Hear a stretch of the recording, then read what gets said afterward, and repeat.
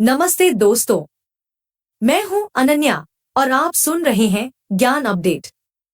आज के एपिसोड में हम एक ऐसे महान विचारक से मिलने जा रहे हैं जिन्होंने जीवन को एक अलग नजरिए से समझाया और उन्होंने जो कहा वो आज भी जरूरी और उपयोगी है।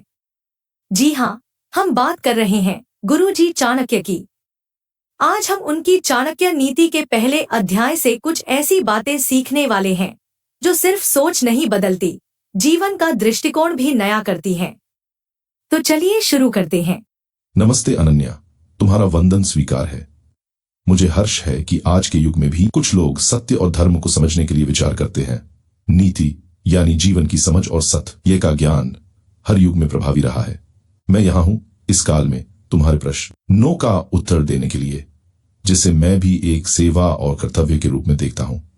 गुरुजी, सबसे पहले तो यह बताएं कि यह चाणक्य नीति आपने लिखी क्यों थी? राजनीति तो आपका काम था, लेकिन यह जीवन के छोटे छोटे पहलुओं पर इतनी गहरी बातें क्यों लिखी आपने? जीवन के बड़े फैसले सिर्फ राजनीति तक सीमित नहीं होते अनन्या। हर व्यक्ति अपने जीवन का राजा है। अगर उसे जीना है सम्मान के साथ, समझदारी के साथ, तो उसे नीति का ज्ञान होना चाहिए। इसलिए मैंने जो देखा, समझा, अनुभव किया, उसे लिख दिया। वैसे तो अध्याय एक छोटा लगता है, पर इसमें जो बातें आपने कही हैं वो सीधा दिल को छूती हैं। जैसे एक श्लोक में आप कहते हैं, नास्ति माता समच्छाया, नास्ति छाया स्मो पिता। इसका मतलब कि माँ की छाया जैसी कोई छाया नहीं होती। यह तो एकदम भावुक बात है गुरुजी। माँ और पिता दोनों ही जीवन के सुरक्षा चक्र हैं। जब तक वो साथ हैं, तुम्हारे जीवन में एक आश्रय है। जब यह छाया चली जाए तब समझ में आता है कि जीवन की असली कठिनाई क्या होती है। सच कहूँ गुरुजी, मैंने अपने पापा को छोटी सी उम्र में खोया और मुझे लगता है यह बात मैंने खुद महसूस की है। तो तुम उस सच्चाई को अपने अनुभव से समझ चुकी हो, जिसे बाकी लोग सिर्फ पढ़कर समझने की कोशिश करते हैं। तुम्हारा दर्द तुम्हें और संवेदनशील और समझदार बनाता है अनन्या। गुरुजी, एक और श्लोक था, विद्या मित्रन प्रवासेषु भार्या मित्रन गृहेषु च। यह मुझे थोड़ा कंफ्यूजिंग लगा, आप समझाएंगे? इसका अर्थ यह है कि जीवन की हर स्थिति में हमारा साथ देने वाले अलग अलग होते हैं। जब हम अपने घर से दूर होते हैं तो ज्ञान या शिक्षा हमारी सबसे बड़ी मदद बनती है।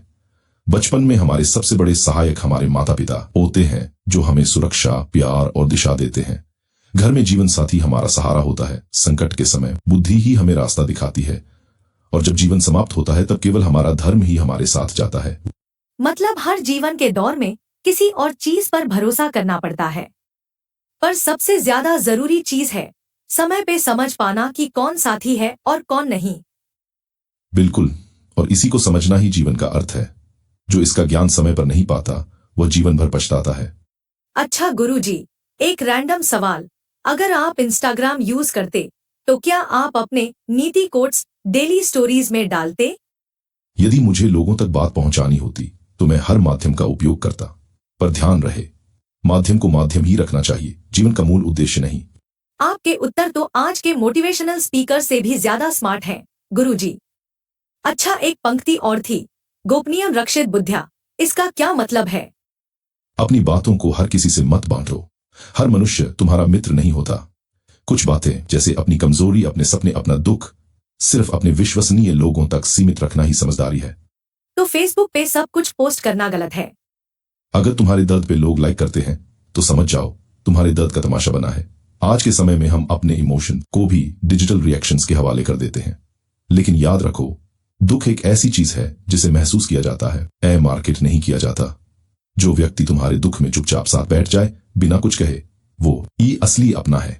बाकी लोग तो सिर्फ तुम्हारे इमोशंस का एक स्क्रॉल करने लायक कंटेंट बना देते हैं। गुरुजी, आपने कहा कि एक समझदार व्यक्ति अपना हर नुकसान एक साथ नहीं होने देता, इस पर थोड़ा और बताएं। यह समय की मांग है। जब जीवन में संकट आए तो सब कुछ न खोने दो। यदि धन जाए तो प्राण बचाओ, अगर प्राण जाए तो धर्म बचा रहना चाहिए। हर समय कुछ बचा लेना चाहिए जिससे पुनः निर्माण हो सके। गुरुजी, अगर मैं इन बातों को स्कूल या कॉलेज में पढ़ती तो शायद लाइफ में इतनी कंफ्यूजन नहीं होती। क्या यह सब सिलेबस का हिस्सा नहीं होना चाहिए? जीवन का सिलेबस स्कूल से अलग होता है अन्य, पर जो इस ज्ञान को जीवन में समय से सीख ले, उसके लिए हर दिन एक नई कक्षा है। दोस्तों, आज का पॉडकास्ट मेरे लिए एक इमोशनल, मजेदार और सबसे बड़ा लर्निंग एक्सपीरियंस था। गुरुजी के साथ बात करके ऐसा लगा जैसे मैं किसी टाइमलेस क्लासरूम में हूं। अगर आपको यह पॉडकास्ट पसंद आया हो तो जरूर बताएं। अगले एपिसोड में हम अध्याय 2 की बातें करेंगे, नए श्लोक, नए सवाल और नई उलझनों के जवाब, सिर्फ ज्ञान अपडेट के साथ, जहां हर एपिसोड एक कदम है ज्ञान और समझ की तरफ। सदा सत्य की ओर चलो, जीवन तुम्हारा अपने आप रोशन हो जाएगा।